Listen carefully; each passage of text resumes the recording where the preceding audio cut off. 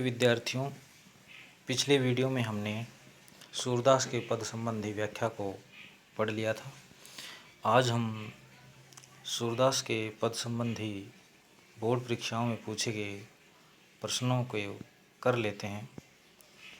कुछ महत्वपूर्ण प्रश्न ही हम इस वीडियो में करेंगे जो बोर्ड की परीक्षा के लिए बड़े ही महत्वपूर्ण हैं, बार बार बोर्ड की परीक्षा में पूछे जाते हैं।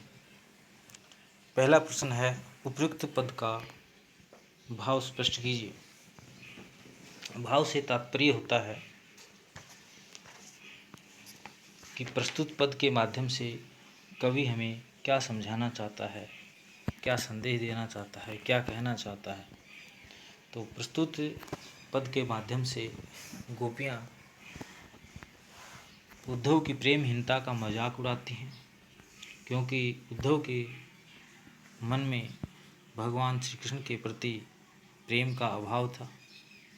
वे प्रेम रूपी बंधन से कभी बंधे नहीं थे। प्रेम रूपी सागर भगवान श्री कृष्ण के पास रहकर भी उन्होंने प्रेम के महत्व को नहीं जाना था। दूसरी तरफ गोपियाँ जो गांव की भोली भाली स्त्रियां थीं, वे भगवान श्री कृष्ण के प्रेम में अनुरक्त हो गई थी और वे अब किसी भी अवस्था में भगवान श्री कृष्ण से दूर नहीं रहना चाहती थी। दूसरा प्रश्न है, गोपियों ने किसके प्रति अपनी अनन्यता प्रकट की है। गोपियों ने भगवान श्री कृष्ण के प्रति अपनी अनन्यता प्रकट की है। अति बड़भागी में निहित व्यंग्य भाव को स्पष्ट कीजिए। गोपियों ने अति बड़भागी व्यंग्य भाव से कहकर उद्धव का मजाक उड़ाया है। वे उद्धव को बड़ा भाग्यशाली मानती थी और वे समझती थी कि गोपियाँ मानती थी कि भगवान श्री कृष्ण के पास रहकर भी उद्धव प्रेम के महत्व को नहीं समझ पाए, अर्थात उनके मन में कहीं न कहीं उद्धव के प्रति व्यंग्य भाव छिपा हुआ था। उद्धव के हृदय में श्री कृष्ण के प्रति प्रेम और भक्ति का बंधन क्यों नहीं था, क्योंकि उद्धव निर्गुण ब्रह्मा में विश्वास रखता था। वह ब्रह्म के साकार रूप से परे था, इसलिए वह स्वयं को श्री कृष्ण के साकार रूप के प्रति नहीं बांध पाया था। उसके हृदय में श्री कृष्ण के प्रति प्रेम और भक्ति का बंधन भाव भी नहीं था। सूरदास ने किन दृष्टांतों से उद्धव की अनासक्ति को प्रकट किया है। बहुत सारे उदाहरणों से। दृष्टांत यानी ऐसे कौन कौन से उदाहरण हैं जिनके द्वारा उद्धव की अनासक्त भक्ति का बोध होता है। तो बहुत सारे उदाहरण आए हैं। जिस प्रकार से कमल के पत्ते का उदाहरण दिया है कि कमल का पत्ता सदैव जल में रहता है, लेकिन फिर भी उस पर कोई दाग नहीं पड़ता है। उसी प्रकार से तेल से सनी हुई गागर होती है, उसे भी पानी के अंदर डुबोने से उस पर कोई बूंद नहीं ठहरती है। तो उद्धव की स्थिति भी उसी प्रकार से है। उस पर भी भगवान श्री कृष्ण के प्रेम का कोई असर नहीं है। पद में निहित गेयता का आधार स्पष्ट कीजिए। गेयता अर्थात गीत। गेयता का भाव कविता में तीव्रता व एकता को जन्म देता है। कविता में भाव जब शब्द से निकलेगा तो उसका आधार लय ही होगा, अर्थात हम भाव लयबद्ध को ही गीता कह सकते हैं। तो प्रस्तुत पद में भी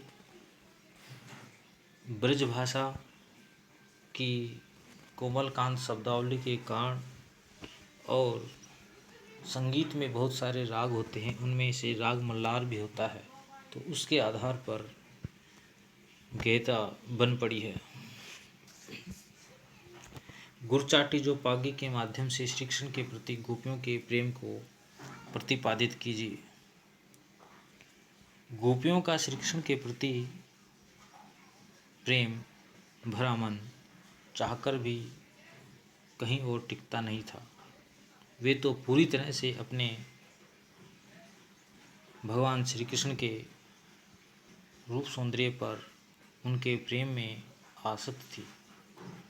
जिस प्रकार चींटी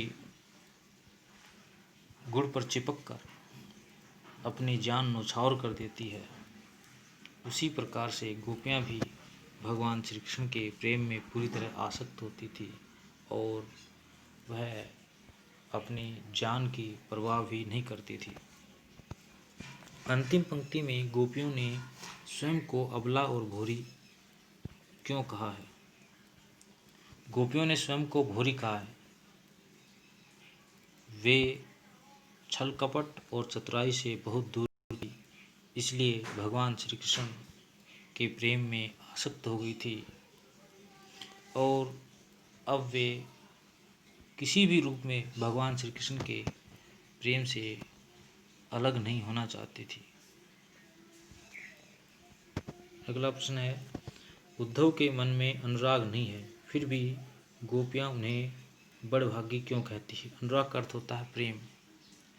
उद्धव के मन में प्रेम भाव नहीं है, उसे इस कारण विरह भाव का अनुभव नहीं होता, उसे वियोग की पीड़ा भी नहीं होती है। अगला प्रश्न है,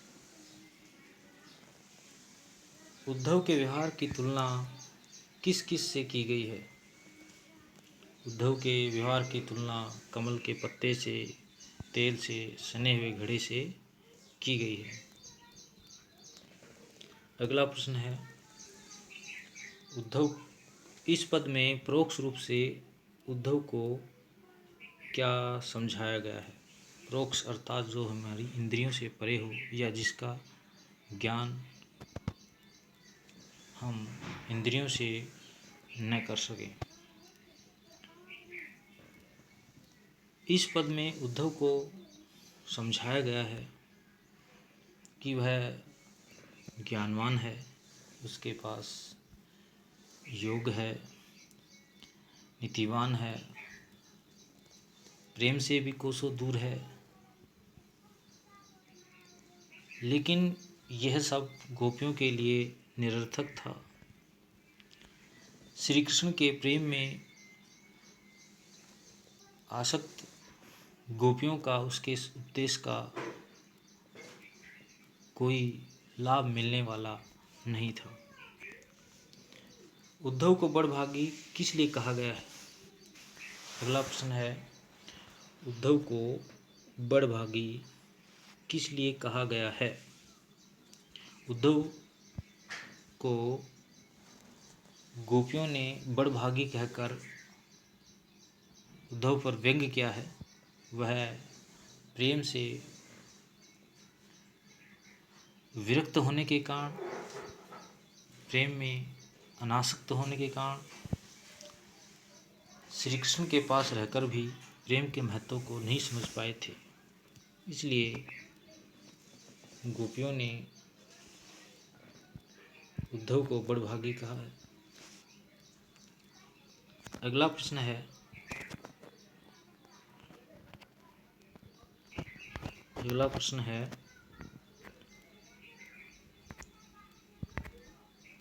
उद्धव के व्यवहार की तुलना किसके साथ की गई है? उद्धव के व्यवहार की तुलना किसके साथ की गई है?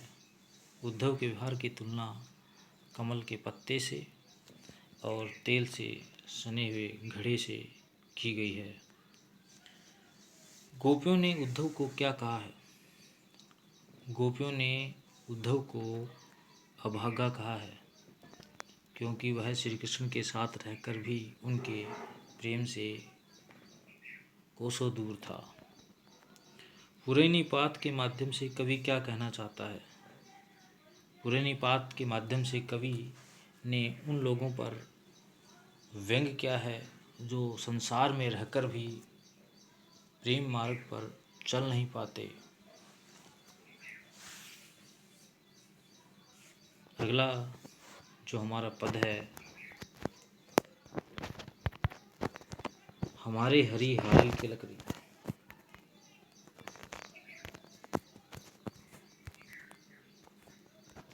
हमारे हरी हारिल की लकड़ी। पहला ही प्रश्न है इसमें, उपयुक्त पद का भाव स्पष्ट कीजिए। उपयुक्त पद का भाव स्पष्ट कीजिए। इसका उत्तर हो जाएगा, गोपियों के हृदय में भगवान श्री कृष्ण के प्रति गहरा प्रेम भाव था। उनका हृदय भगवान श्री कृष्ण के प्रेम में दृढ़ और स्थिर था, और इसी कारण भगवान श्री कृष्ण के प्रति इतना प्रेम होने के कारण ही उद्धव का योग संदेश उन्हें निरर्थक लगता था। गोपियाँ कृष्ण को हारिल की लकड़ी क्यों कहती हैं? गोपियाँ श्री कृष्ण को हारिल पक्षी की लकड़ी इसलिए कहती हैं कि जिस प्रकार हारिल पक्षी अपने पाँव में सदैव लकड़ी का टुकड़ा या तिनका दबाए रहता है, उसी प्रकार से गोपियाँ भी भगवान श्री कृष्ण के प्रेम को सदैव अपने हृदय में रखती थी, उन्हें पकड़े रखती थी, अपने उसके प्रेम को पकड़े रहती थी। इसी कारण गोपियों की तुलना हारिल पक्षी से की गई है। अगला प्रश्न है, श्री कृष्ण को गोपियों ने किस प्रकार अपने जीवन में धारण कर रखा था? श्री कृष्ण को गोपियों ने हारिल पक्षी की लकड़ी के समान अपने मन में धारण कर रखा था, अपने जीवन में धारण कर रखा था। गोपियाँ कब कब श्री कृष्ण को रटती थी? गोपियाँ जागते, सोते, सौपन में, दिन में भगवान श्री कृष्ण को रटती रहती थी। उद्धव की योग संबंधी बातें गोपियों को कैसी लगती थी? उद्धव की योग संबंधी बातें गोपियों को कड़वी ककड़ी के समान लगती थी। अगला प्रश्न है, गोपियों की दृष्टि में व्याधि क्या थी? गोपियों की दृष्टि में उद्धव के द्वारा दिया गया योग संबंधी या योग संदेश ही गोपियों के लिए व्याधि थी। गोपियों ने व्याधि को किसे देने की सलाह दी थी? गोपियों ने व्याधि को चंचल मन वालों को देने की सलाह दी थी, अर्थात गोपियों ने व्याधि को भगवान श्री कृष्ण जो चंचल मन वाले थे उनको देने की सलाह दी थी। अगला प्रश्न है, गोपियों के अनुसार योग संबंधी बातें कौन स्वीकार कर सकते हैं, अथवा गोपियों का योग कैसा लगता है और वस्तुतः उनकी आवश्यकता कैसे लोगों को है? गोपियों को योग पसंद नहीं था और उनके अनुसार योग संबंधी बातें वही लोग स्वीकार कर सकते हैं जिनका मन अस्थिर होता है, अर्थात चंचल मन होता है। जिनका मन पहले ही श्री कृष्ण के प्रेम में स्थिर हो चुका हो, उनके लिए योग व्यर्थ था। अगला प्रश्न है, गोपियों के लिए योग व्यर्थ क्यों था? गोपियों के लिए योग व्यर्थ इसलिए था क्योंकि गोपियों का मन पूरी तरह से भगवान श्री कृष्ण के प्रेम में रमा हुआ था। वे तो स्वयं को मन, वचन और कर्म से श्री कृष्ण का मानती थी, इसलिए उनके प्रति योग व्यर्थ था। प्रिय विद्यार्थियों, आज हमने जो सूरदास के पद में महत्वपूर्ण प्रश्न बनते थे उनको कर लिया है।